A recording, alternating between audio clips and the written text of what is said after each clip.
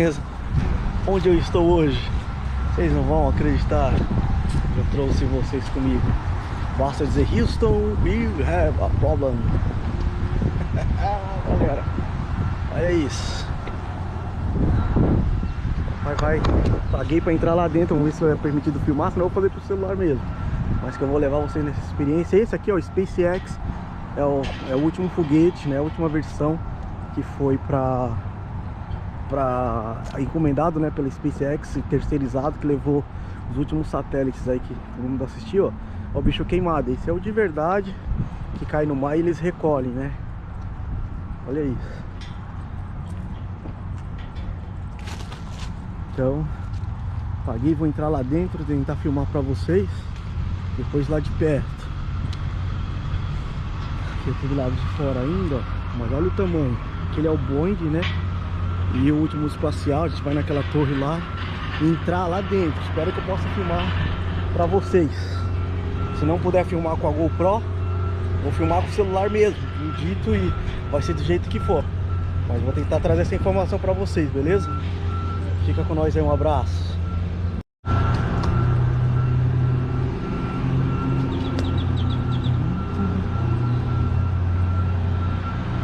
Galera, aquela parte é feita toda de fibra de carbono, porque quando ele reentra na atmosfera ele pega fogo, né? Literalmente. Então ele perde, ele substitui toda aquela capa. Olha a torre, igual os astronautas vêm.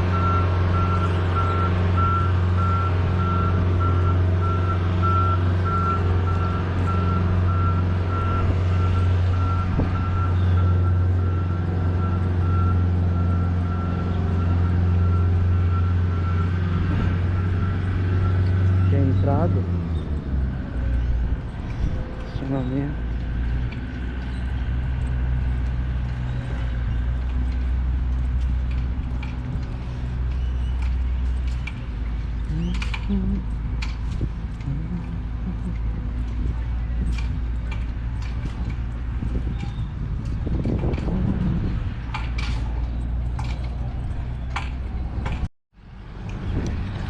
Ó, galera, voltando no carro.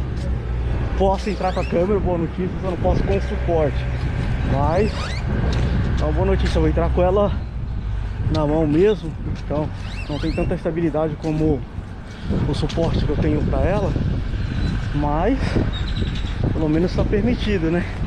Então eles pediram para voltar no carro, devolver, e aí posso entrar com a GoPro. Então vamos ter belas imagens aí, fica com a gente. Um abraço. Vamos nessa.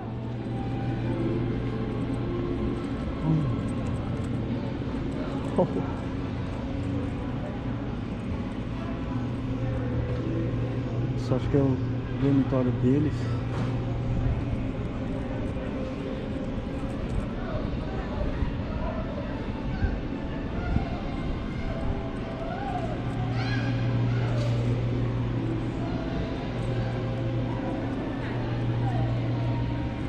Isso, galera.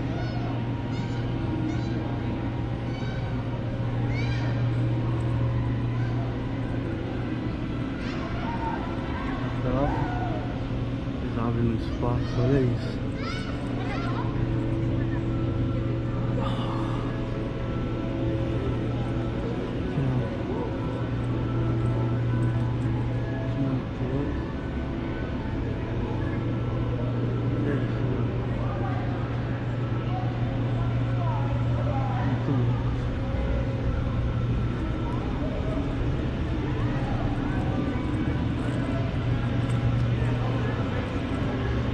Vamos fazendo assim, ó. Que aí quando a gente vier, aquele é o último. Que a gente passa por tudo, entendeu?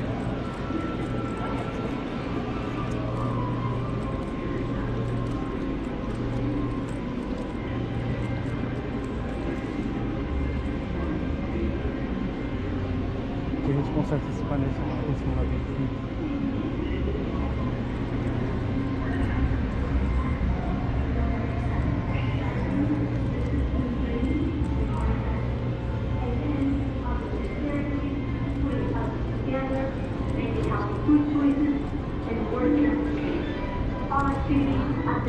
Aqui dentro do módulo.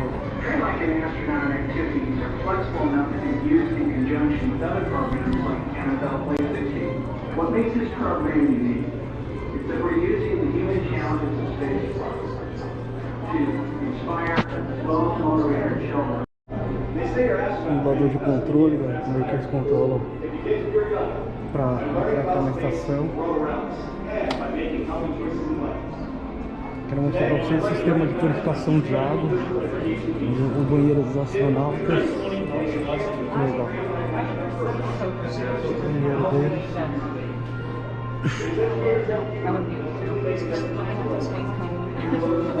Onde eles tomam banho. O americano gosta muito de tomar banho, né? Mas no espaço eles abrem uma exceção. Parte do treinamento. And I'm just so thankful to everyone who has done to me. I just want to share that students be inspired. A ferramenta que eles carregam, olha que legal. Estação Espacial. Ferramenta de atracagem.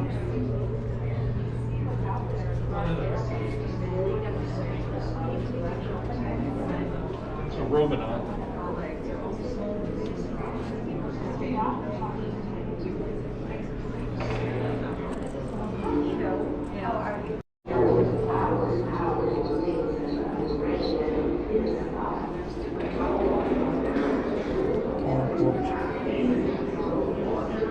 Aqui onde eles vestem as luvas,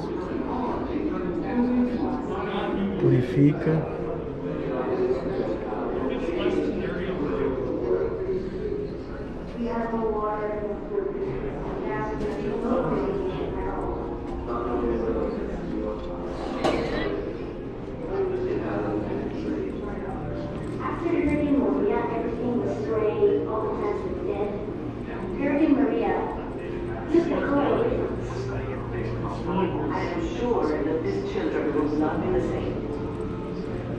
They will not be the same. They are still struggling, trying to recover.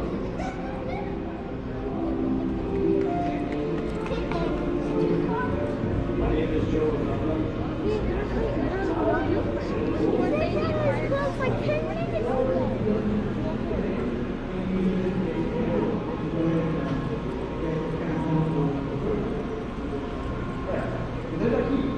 Now, we have these, we need some to burn, which means we need fuel. We gotta have some kind of fuel. So what is fuel?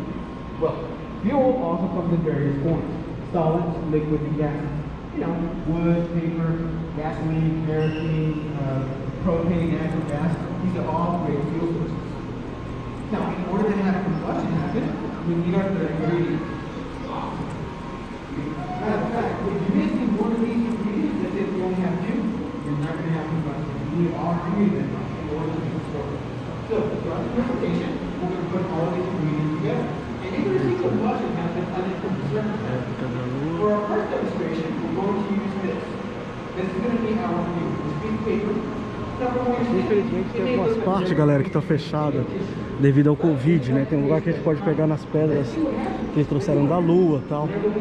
Mas essa parte está fechada. Enfim, tudo que você pode muito interagir. Esse aqui é o motor.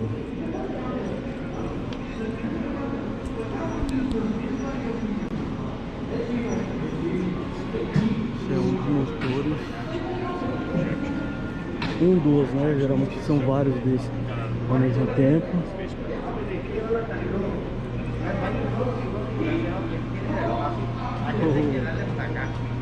É uma réplica, né? Os estágios.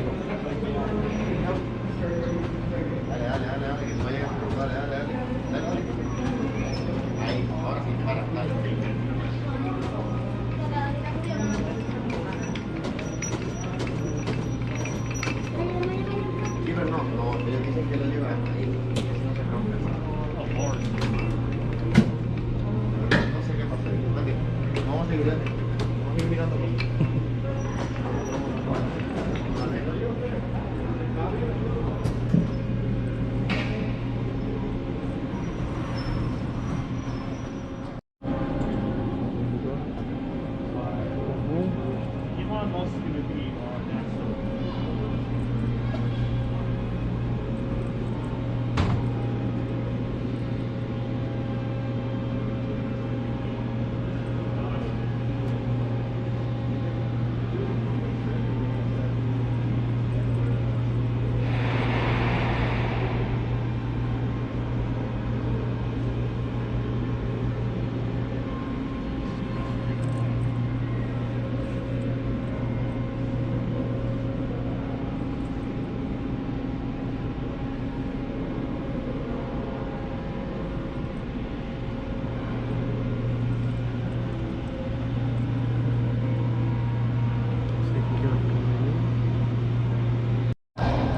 Galera, o módulo aqui.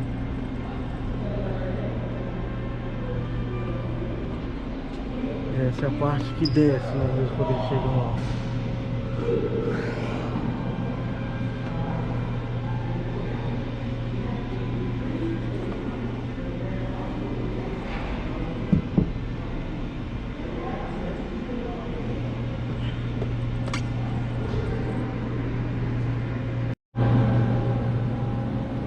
Módulo lunar.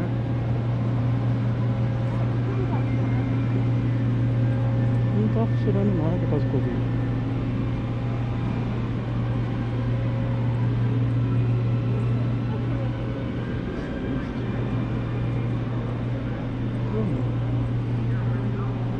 Vai entrar lá.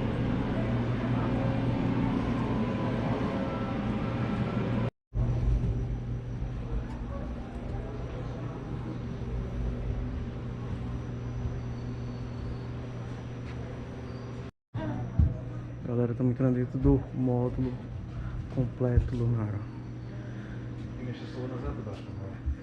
O espaço dia a dia, tomando banho. Isso aqui fica girando para simular a gravidade. Então por isso que muitas vezes não faz sentido, tá de ponta cabeça. Mas é porque fica girando.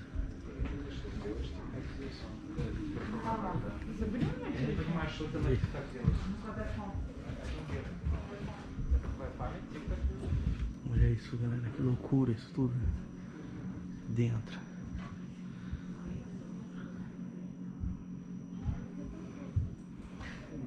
Tira foto.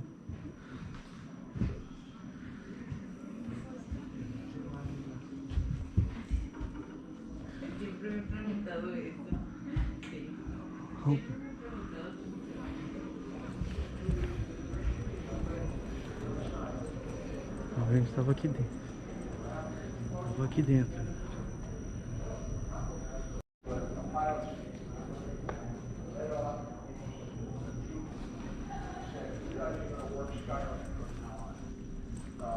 And I was very glad to have my name on that list. And it was probably 6 or 8 months after that that they formally announced the names of the crews. And that was Eu tava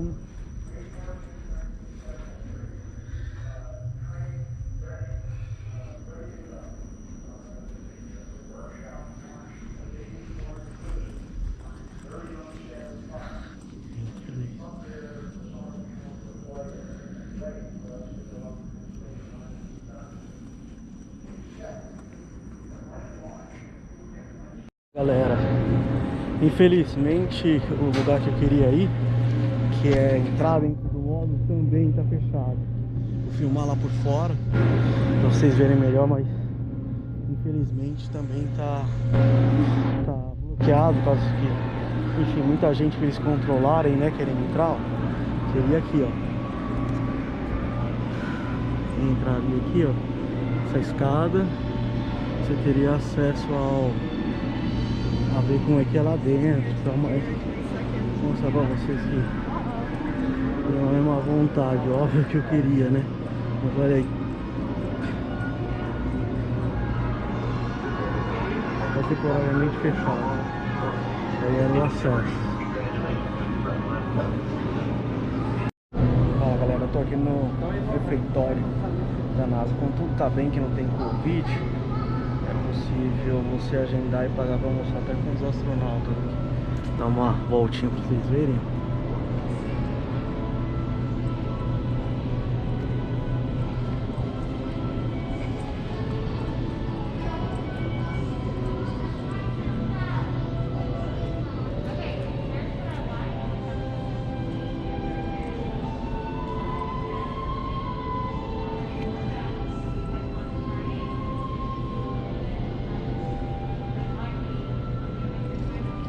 Legal. A gente vai estar esperando. Tem um trenzinho que você pega aqui para outra parte, tá vendo?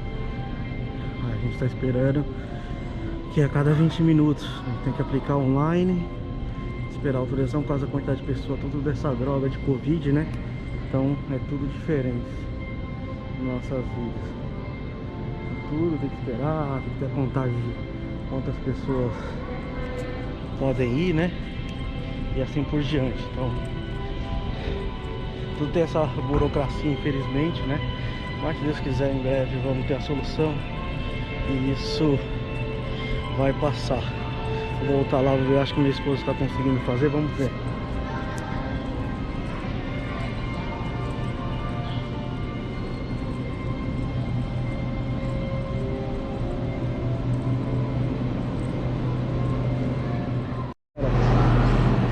O rolê do trenzinho da NASA.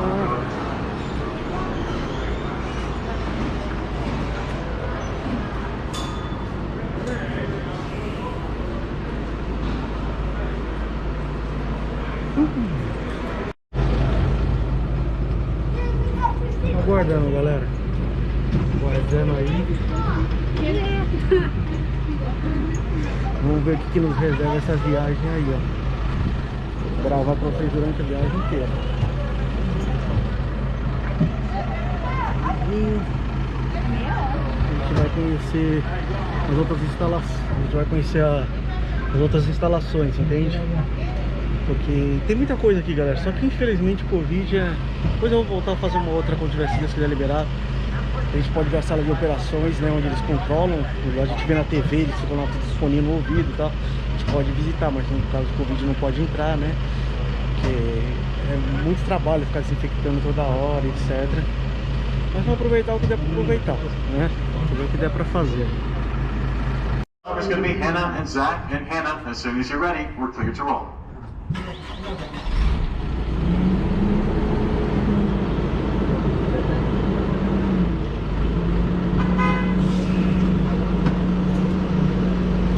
As we leave the station, if you look to the right side and kind of on the other side of the building, you will see Independence Plaza. We'll see it better on the way in, but you can get to Independence Plaza by making your way through Starship Gallery inside Space Center Houston. But we are now departing Space Center Houston and beginning our journey to Johnson Space Center, one of 10 NASA field centers in the heart of human spaceflight operations for the past 50 years. Few people know this, but the land that JSC sits on was previously owned by Rice University, who gifted the land to JSC in 1962, almost 1,620 acres of it, for $20. Prior to that, a oil company, now known as ExxonMobil, owned the land, which was mostly farmland at the time.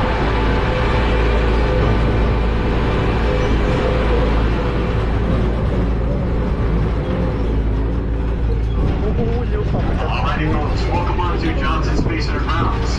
If you look to the left side of the tram into this pasture, you may catch a glimpse of our Texas famous longhorns.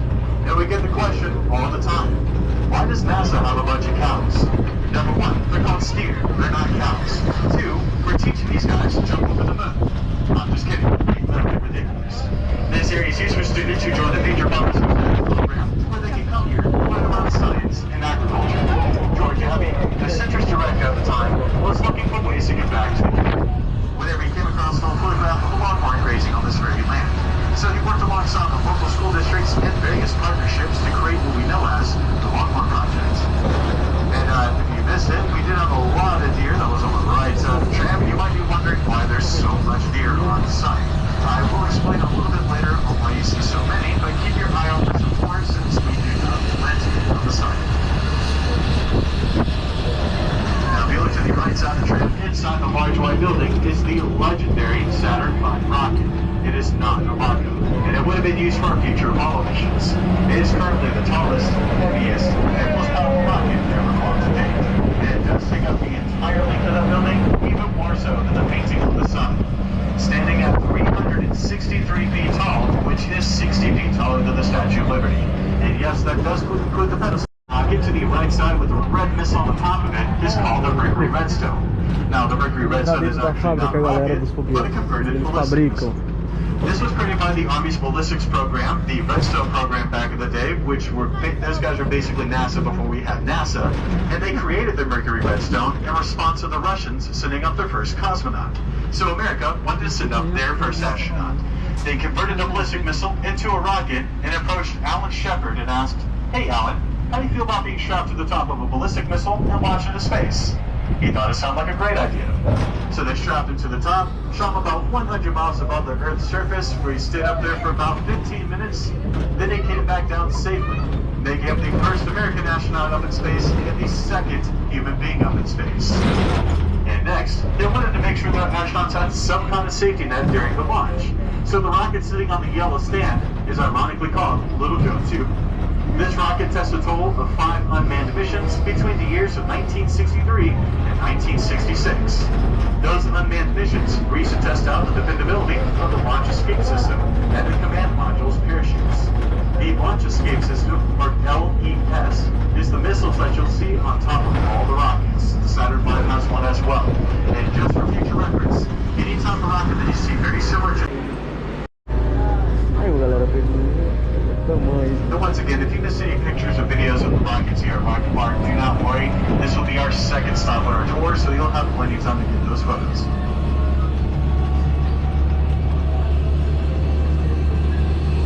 And now I'd like to officially welcome you onto Johnson Space Center grounds. Now if you look ahead of us and to the right, you're going to see Building 17. This building has several jobs, one of which is housing the Orion Project Office.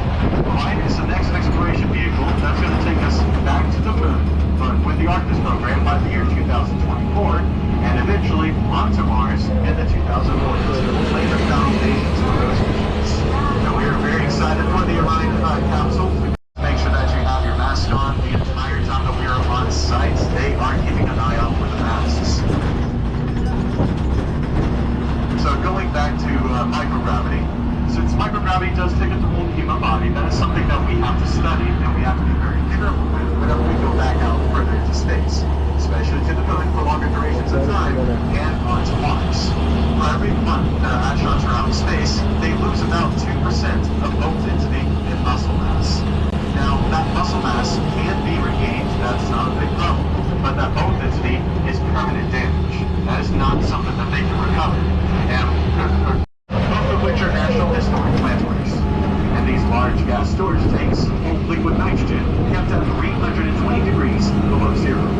They pump that liquid nitrogen into the vacuum chamber to simulate the cold, harsh environment of space, to test out the integrity of spacecraft and equipment. It takes them about 3 months to get these chambers as close as they need to be, and about 3 months to defrost them.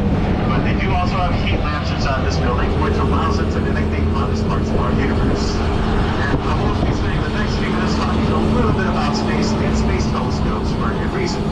Back in 2017, this facility tested out the James Webb Space Telescope. Now, a lot of people haven't heard about the James Webb Space Telescope. Vamos entrar, galera. Primeira parada nossa. Dentro do prédio corporativo, vamos ver as pessoas trabalhando. Oi?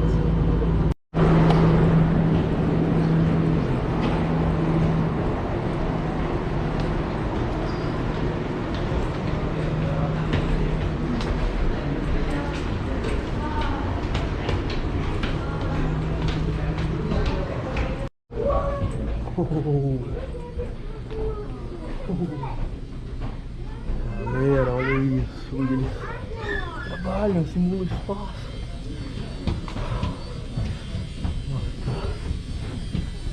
Olha isso. Gente.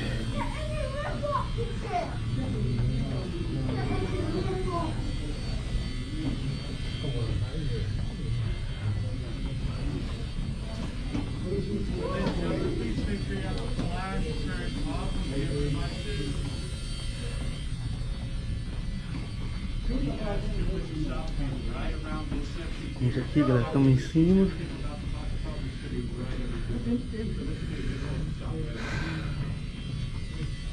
Aqui bem em cima, estamos aqui para o espaço. Testa, simula a vida, o astronauta fica confinado, simulando a vida no espaço, olha isso. Muito equipamento. Lugar bom para brasileiro, né? Mas é bom de cambiar.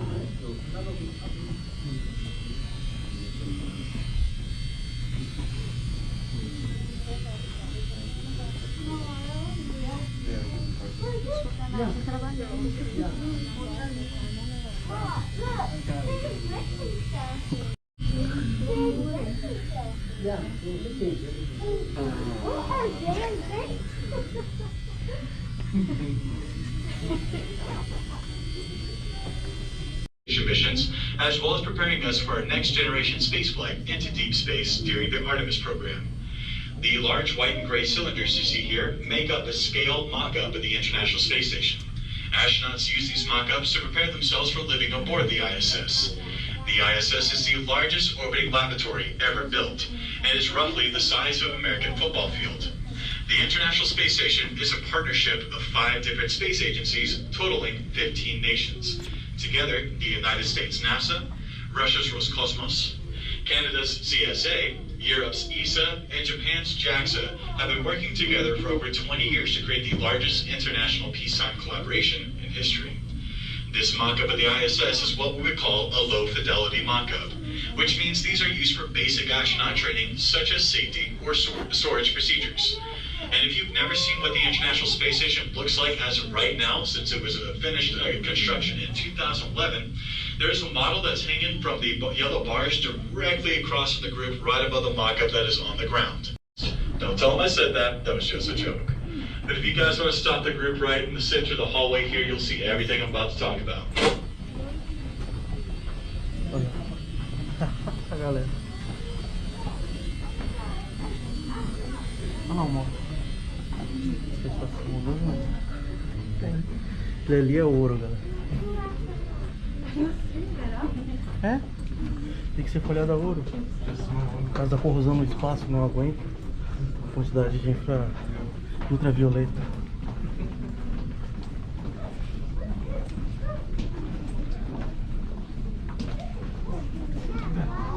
É isso, galera.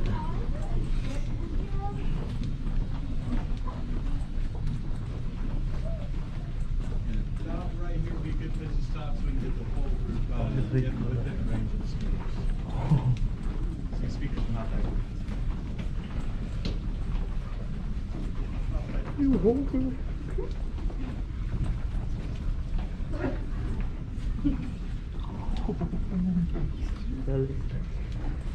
Eu não posso falar, né? All right, ladies and gentlemen, so once again, everything I'm about to talk about for this next section is going to be surrounding that large blue structure that's in the shape of an H. This is the 6th degree freedom dynamic test system, otherwise known as a docking simulator because that name is a nightmare. But earlier, in 2020, astronauts have begun launching from the Kennedy Space Center in Florida once again. However, this time, they're launching on private spacecraft.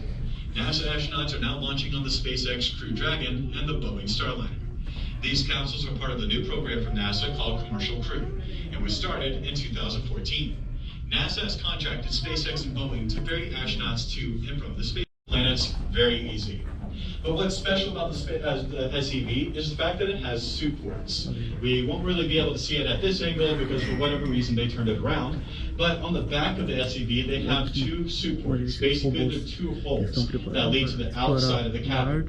This will allow the astronauts to put their backs up against these suit ports and kind of drop their suits off. They'll open up and they'll be able to go back into the cabin. This will allow to keep these suits outside the cabin so there's absolutely no contamination issues. And it turns to what is currently on board the International Space Station a 2-hour endeavor to put their spacesuits on. But with these suit ports, they'll be able to start their spacewalks in a matter of 10 minutes. So this will make it a lot easier and very efficient for us to explore other celestial bodies. And I get this question quite a lot. Pegamos o último trem, galera.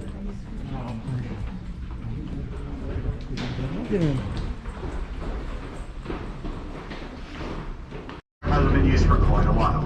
But underneath the building, they have 3 stories of bunkers. This is where the astronauts were taken during the Apollo program for quarantine. After 3 weeks, they were let out, and where the first samples were taken before they went to other places. Well, in these bunkers, they recently found a lot of mold. Not a big issue, that can be cleaned up. But amongst this mold, they found substances that are unknown and deemed not from this planet. I don't know exactly what that is supposed to mean, but their plan for the building is to destroy the building and then pave over all of those bunkers, which, if you've ever seen the movie Cloverfield, how does it start to look? Now, to the left side of the tram, you're going to see Building 31. Now, this is the lunar sample laboratory, and during the 6 moon landings during the Apollo era, our astronauts brought back over 800 pounds of moon rocks, core samples, and dust. This building houses 85% of the world's collections of meteorites, moon rocks, and then comet and asteroid dust, and even atoms from the sun. These samples are preserved, protected, and then distributed to universities worldwide to further the research of the history of our early universe. But that is a real alligator. He does have a name because we had to name him. His name is Miko, which this is NASA, that had to be an acronym. That is Centro de Missão de Controle. A gente vê na televisão ali, ó. Fica todos sentados no monitor tomando conta. E chega as informações, eles controlam tudo que está acontecendo. Ali we haven't really have an official name for him, but I like to call him Miko, which is booster engine cutoff. Now, to the left side of the tram, across the parking lot, you're going to see Building 30 North, which is the Christopher C. Craft Junior Mission Control Center. This building houses 5 flight control rooms and has controlled every NASA mission since Gemini 4 back in June of 1965. This is still very much in active. They've made pizzas using tortillas as well. And now we're approaching Rocket Park, home to the legendary Saturn V, and our last stop on our tour today. But certainly not least, and my favorite part of the tour. Now, we are going to remain seated until we've gone through the security gate here. We're going to be parking on the side of the road next to the building. We are still going to dismiss the tram one row at a time. We have to dismiss the tram one. Bom, galera, a gente vai entrar agora no lugar que fabrica os foguetes. Olha isso. Rapaz, eu não sei, posso estar falando besteira, mas nunca vi outro vídeo de youtuber brasileiro aqui visitando dessa forma, não. Indo aqui dentro, paguei o pacote completo, né? No inferno abraço capeta. Olha o motor da criança, gente. Olha isso.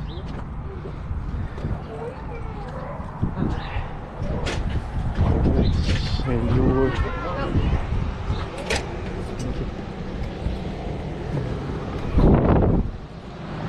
Olha isso, galera. Como é que agora fica na frente, né?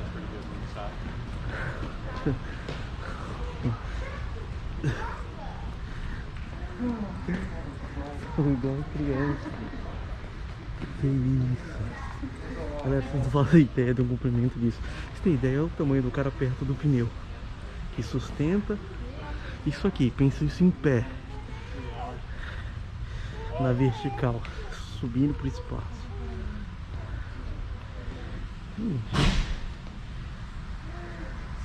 Pode ser joelho.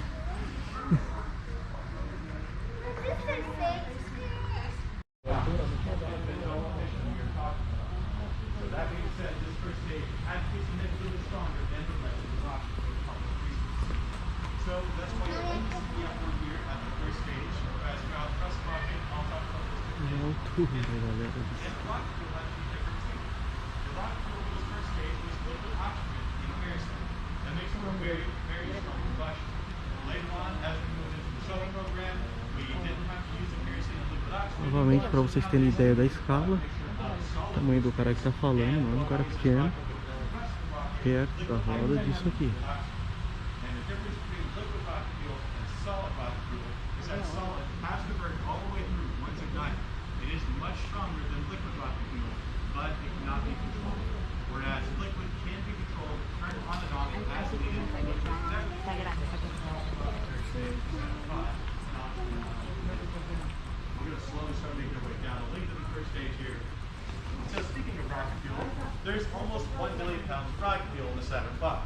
988,000 pounds, give or take a few hundred pounds. Over 500,000 pounds of that rocket fuel right here in this first stage. And for every second that those engines are burning, they burn about 30,000 pounds worth of fuel. That's about the size of a large swimming pool. That is a lot of fuel. And if you've ever actually watched the Saturn V launch in videos, you may notice that those engines are kind of burning for a little bit before it lifts itself off of the ground. They're actually holding it down. They're holding down the Saturn V so it can actually pick up that power, get more and more power, to whenever they finally release it, it'll lift up off of the ground. And for the first 7 seconds to 15 seconds of the launch is all controlled in Florida with ground control. But as soon as they clear the tower, all communications from that moment to the moment that they are back on the aircraft carrier after they make it back to Earth is all controlled from here in Houston. So whenever you hear them call back to Houston, as much as we would like to believe, they're not calling to the city of Houston, which seems pretty obvious, but I get that question quite a lot. So they're actually just talking to the Mission Control building. Excuse me. So the first stage will burn for about 2 minutes and 48 seconds. Around that time, this tank will be approaching empty, and once it is completely empty, it is considered dead weight. So they will drop it, and it will fall into the Atlantic Ocean. Falling from that height and speed is like falling onto concrete. So as soon as it hits the water, it does break into pieces, and none of these pieces are recovered. In fact, all of them are still there today, except for one piece. Apollo 11's engine was actually recovered from the ocean by Jeff Bezos. He actually wanted to make his own rockets and engines, so he was going to see what they did during the Apollo program. So he had a serial number. He went out into the ocean to where the approximate location of one of those engines were. When he pulled it out of the water, he had to figure out some way to get that serial number. So he actually had to call NASA to confirm it. They said, yep, that is Apollo 11's booster. Thank you very much, Jeff Bezos. Have a great day. So after he put it on his boat, they were going back towards shore, and then he got another call shortly afterwards that said, by the way, our people are waiting for you at the dock. So yes, they did take it from him, but not before he was able to take a look at it. He got his research. They allowed him to do this, but then they finally took it away from him, and they put it on display in the Flight Museum in Seattle, Washington. So if you're ever around that area, definitely once again into the Atlantic Ocean. And I don't think they have a map of where those locations are, but they do have a map of the locations of where the first stages are at in the Atlantic Ocean. If you go onto Google, you can search up the locations of the first stage of the Saturn V, and they'll give you an entire map of where they are approximately located. Now, the third stage is where it gets kind of interesting. And as I said, this is where they can kind of control the boosters here, or the engines here. So after the second stage is gone, shortly after, the third stage ignites and will initially burn for about 2 minutes. This is enough to is liquid hydrogen and liquid oxygen, the same elements that make up water. So their plan is during the Artemis mission, they're going to actually use this lunar ice and water found on the moon to create rocket fuel, which will not only treat it as a research facility, but also a gas station for our 9-month road trip whenever we go to Mars. So we are very excited for all these new discoveries.